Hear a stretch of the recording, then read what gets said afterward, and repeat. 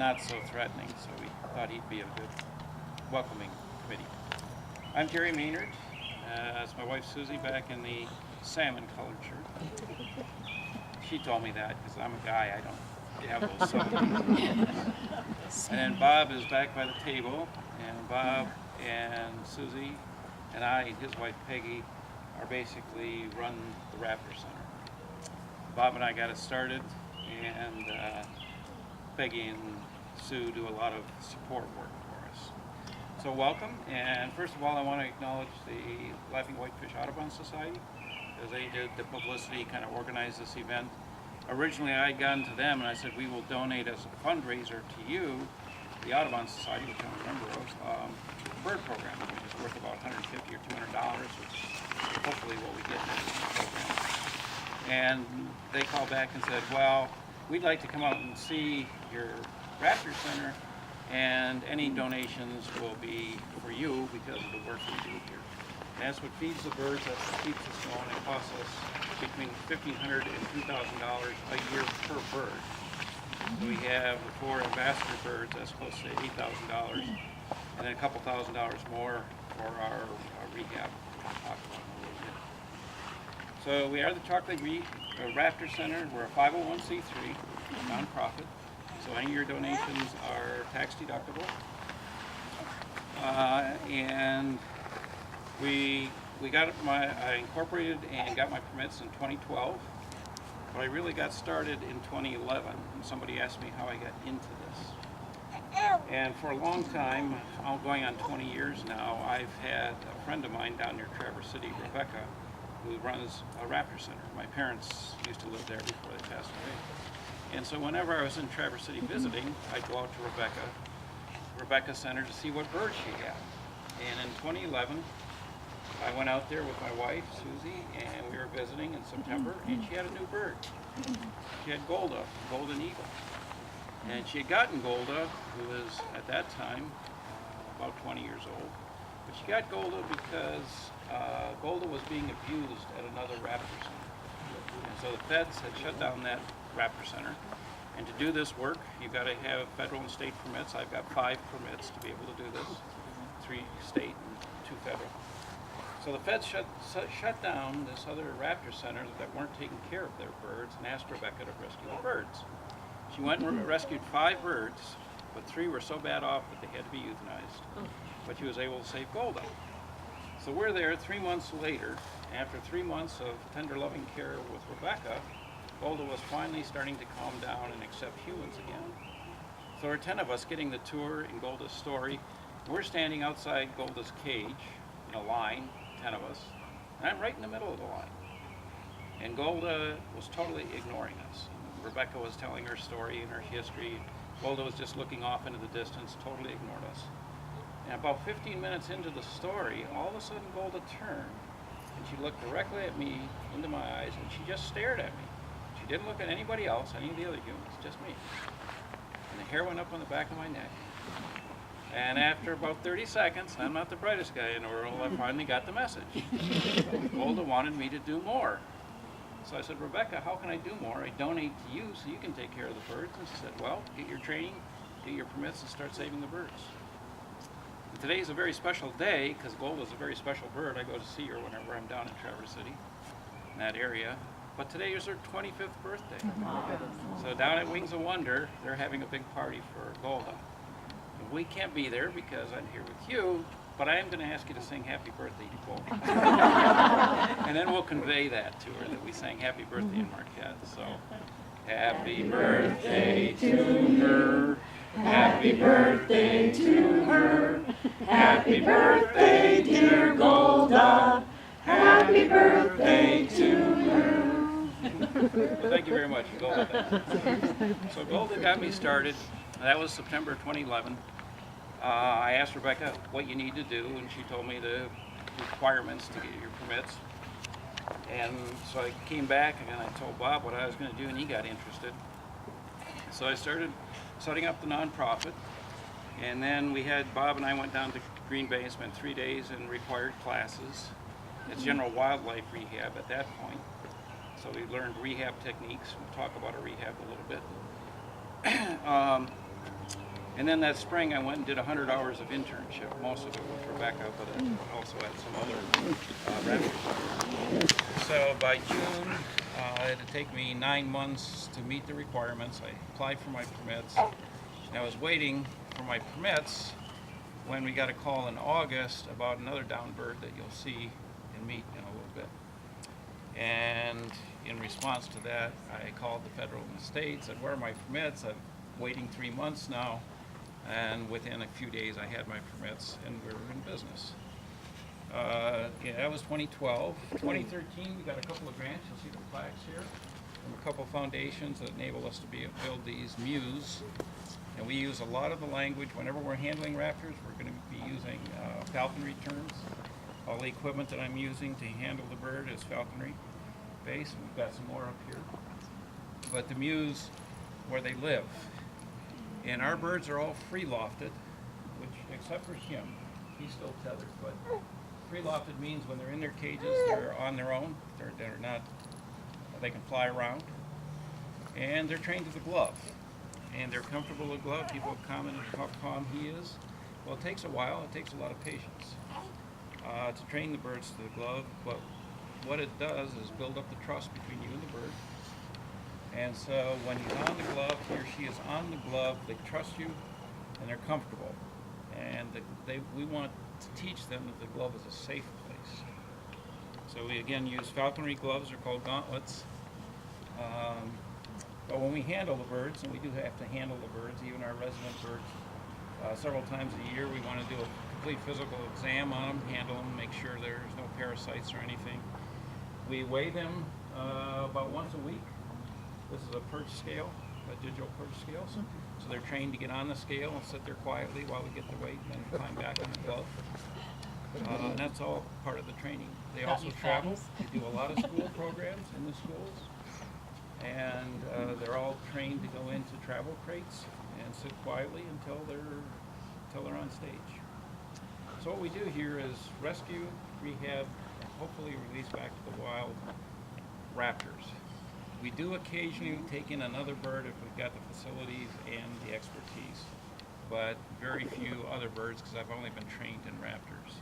We do not do eagles. We need special permits, special training to do eagles. I just don't have the room really to do eagles, so if I get an injured eagle in, I have to transfer it to another facility within 48 hours. And that would be either downstate to Rebecca, it's probably the closest one in Michigan. She is the closest one in Michigan. Or to, there's a couple in northern Wisconsin. Although right now it's very problematic transferring birds across state lines because of the avian flu. You may have been reading about so many turkeys and chickens have had to be put down. Well, the reservoir is wild birds, so all of the state agencies are very concerned about transferring wild birds across state lines and spreading that disease. So the rehab part of our, well, let me say that the primary mission, and it took me a while to realize this, but the primary mission is really education. And it's great to have a nice crowd like this here. Our primary focus of education is young people. And I came to realize that in a year of rehabbing up here in the UP, you know, most of the UP is wild, so an injured bird doesn't get found. So we don't get that many birds in. We probably get 25, on average about 25 birds a year in. And out of 25, probably only 4 or 5 are going to make it and be released back to the wild. And think about that. If any wild bird is injured enough that it's going to let a human catch it, and it thinks, you know, you're a predator, you're going to eat me, what the bird's thinking. But if it's injured enough to let a human grab it, it's a pretty bad off bird. So most of them have injuries that are too severe to rehab. And if they're raptors, if we can't rehab them and release them, and we can't find a place for an educational facility like this, then they have to be euthanized. So, or they'll die on their own just because they're so injured. And an example would be this spring. Last 2 years have been very hard on the owls in the UP.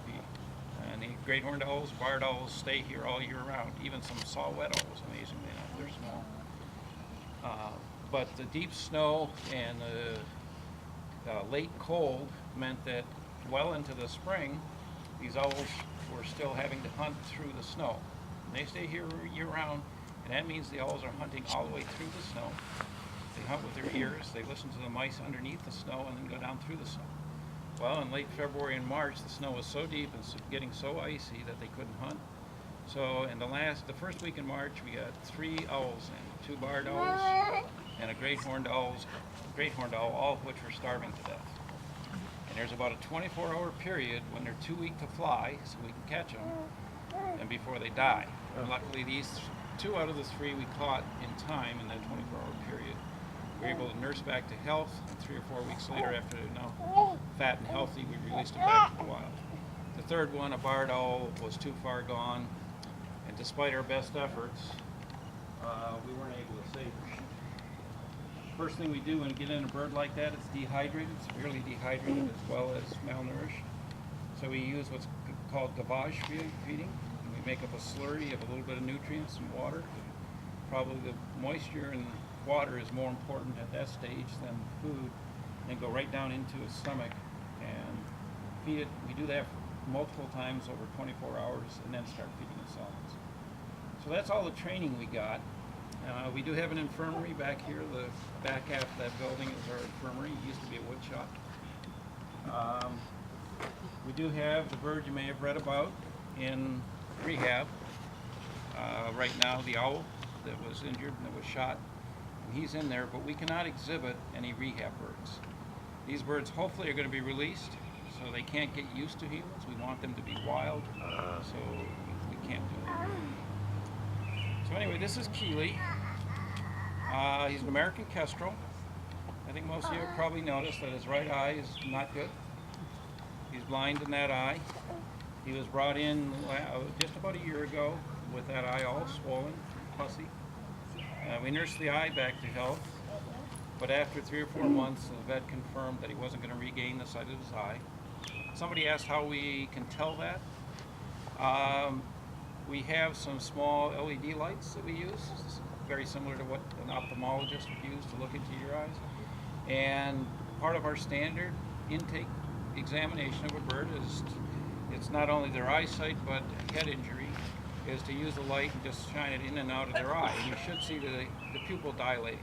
If the pupil doesn't dilate, and usually it'll be fully open, they're blind. They're not reacting. The pupil is fully dilated because it's not getting any light, but it's not reacting to light, so they're going to be blind. And we were hoping he'd be releasable, but he's not. He's just getting trained. He does our programs here at the center, and he's been off-site twice now. So. These little guys, beautiful. That's an American kestrel. There's also the European and Asian kestrels. But in medieval times, these were known as a lady's falcon. They are the smallest falcon in North America. And during those times when almost every knight had its own hawk, the ladies would have falcons. They'd have these little guys. And in fact, I just read a book about falconry. They said in London about 400 years ago, if you walked down the street in London, you were more likely to see more hawks on a leash than you would dogs. That's how common it was. So goodbye. Keeley, you did a good job being your reception. Well, I'm going to put him back in, and Bob's going to bring you our next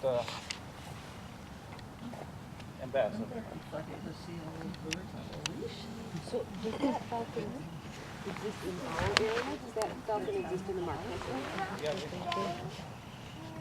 one came from down there. Okay. Okay, we have our next bird. This is Phoenix. What kind of bird is he? He's a peregrine falcon. And he's a Yooper boy. He was born in May of 2011, right at the We Energy Power Plant. And we figure he migrated that winter down to the whole Gulf Coast or maybe Mexico.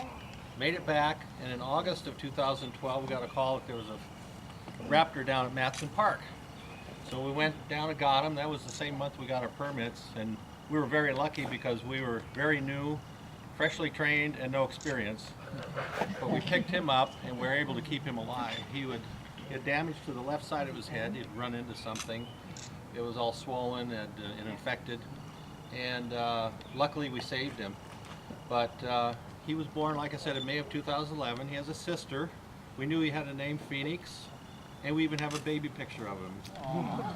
And you figure, and you guess, or ask, how did we know all that? Well, he had bird bands on.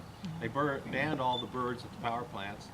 So Jerry was able to check the falcon registry and find out that he was a local boy. So, of course, he's non-releasable. You see, he doesn't have his left eye. It just was damaged too much. It just dried up, desiccated. But he's otherwise in perfect health, and he's a beautiful bird. So he just turned 4.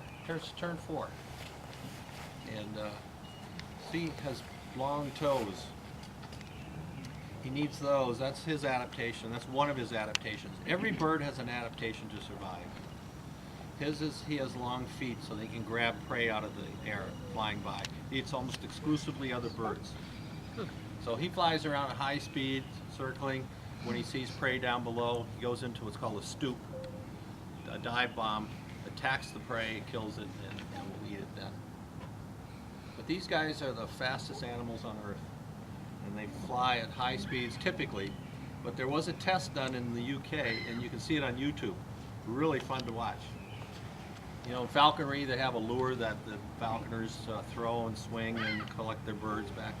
Well, they put a falconry lure on the parachute of the skydiver. He jumps out of the plane. A minute later, they release a falcon.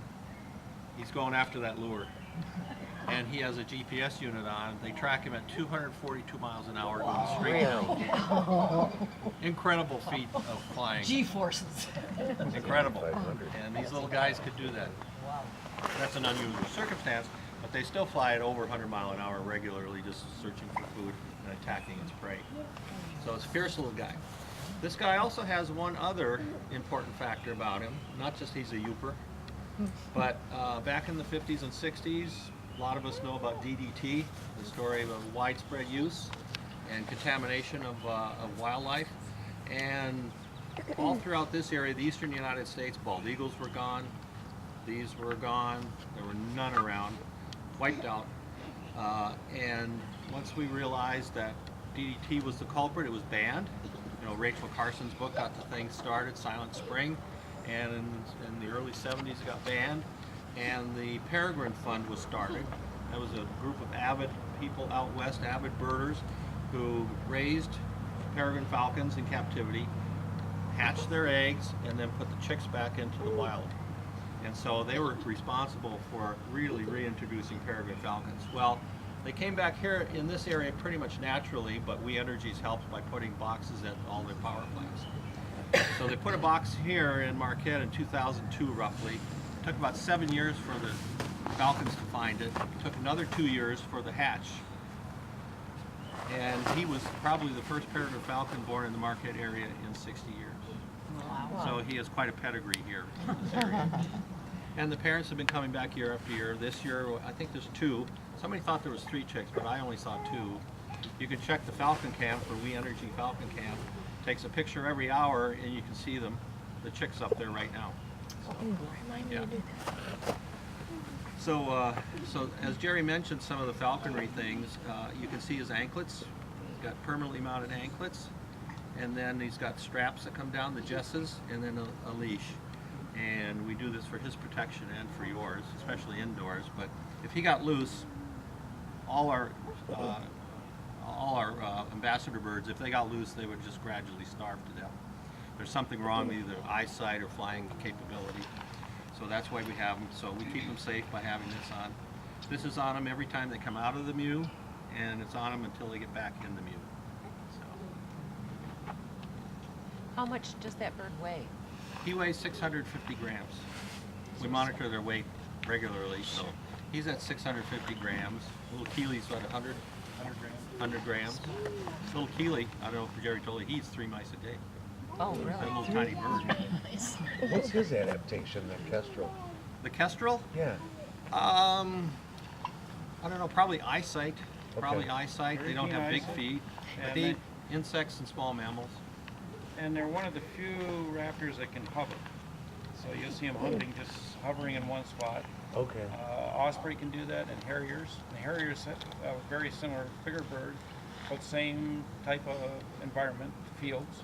So they're hovering, looking for mice. All right. And then swoop down and get them. Okay. So does having just one of the birds can eat? Pardon? How big of birds you said they can get? That's a very good question. Now, he's a male, so he's smaller. In the bird world, the girls get to be bigger than the boys by about 30%. Well, in the raptor world. Raptor world, 35%. Some of the other birds, that's not true, but in the raptor world. Raptor world. So they've been known to take down a great blue heron. Really? But they'll regularly take down ducks, which if he's about 650 grams, a female might be about 800 grams or so, and they'll take down ducks weighing 4 and 5 pounds. Would Full-grown you like ducks? to bring him to my house? The neighbors next door are feeding pigeons. It's funny you should mention pigeons because they carry a disease that we don't like that affects the young. It doesn't affect the mature falcons. So 2 years in a row we were called and there was a falcon down on the ground at the energy plant. It was one of the hatches of the year. Last year we found it, and that was a learning curve for us. It had a trichomoniasis infection, and we found that it's endemic in pigeons. They carry it, but it affects the chicks of the peregrines, but not the adults. And we were able to treat it, and it got rid of it, but the infection was so bad we had to euthanize it. So I lost one of the chicks last year. Yeah, pigeons. We fed 1 or 2 pigeons to our birds, and once that happened, we said no more pigeons. No more pigeons. So his lack of an eye, does that impact his depth perception or his balance? What is that? It would mainly affect his hunting capability because most of our birds are hunting animals on the ground, 2 dimensions. He has to hunt in 3 dimensions. He needs the vertical capability as well. So he would have a hard time. Matter of fact, sometimes you'll see him bobbing his head, or he's trying to get perspective, trying to figure out where you are in relation to him. And these are probably my favorite raptor species just because they're such amazing birds. Their speed, but also some of their flying capabilities. They've got very long pointed wings, which allows the speed, and excellent flyers.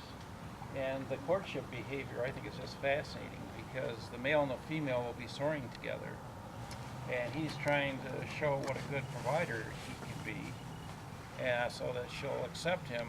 And he can't take her to Elizabeth, so what does he do? He swoops down, grabs a bird, gets a prey, and then comes back up, and then he'll fly upside down and extend and give the bird to his respective mate. Really? So ladies, would you be impressed with That would be that? I'd be impressed. So guys, that's now you know how to impress the ladies. Yeah, play it by the grill with a steak. Do most raptors mate for life, or is that just It's peculiar not, to certain breeds? as with most birds, the stories of geese mating for life, etc. They do kind of mate for life, but it's similar to humans. It's more convenient than. Where are you going with this, Jerry? Well, and it's possible, and they now know that outside males can come and drive the male away, and the female will accept the new male. Or if the male were to die, the female would take another mate. So. What is their life expectancy? The longest documented in the wild is 19 years for a peregrine, and usually I would bet there have been some in captivity that got into the 20s. So if the kestrel is eating 3 mice a day, 2 or 3. how many birds is the peregrine eating? Well, he gets 1 bird a day, so it's a nice quail. He eats quail every day. And the quail is about 1/6 of his body weight. And the falcons have very high metabolism. You'll meet our great horned owl, our resident great horned owl, in a few minutes. He's 650 grams or 620, depending on the time of year. She's 1,800 grams, so 3 times the size. He eats more food daily by weight than she does. But she's kind of a lard ass. She sits there and doesn't move around. And he's a falcon. Very high metabolism, moves around a lot. He lifts weights during the day. Yeah. Legitimate. Do you feed the birds and mice live or not? No, we buy all our food dead. We would not want to feed them anything live inside cages because they'd probably break feathers and damage themselves chasing stuff around. They're going to do that. But You want to get him on that glove? So we can use this big glove, good. his regular glove, transfer. Oh, Gotta need this. He has his own regular glove.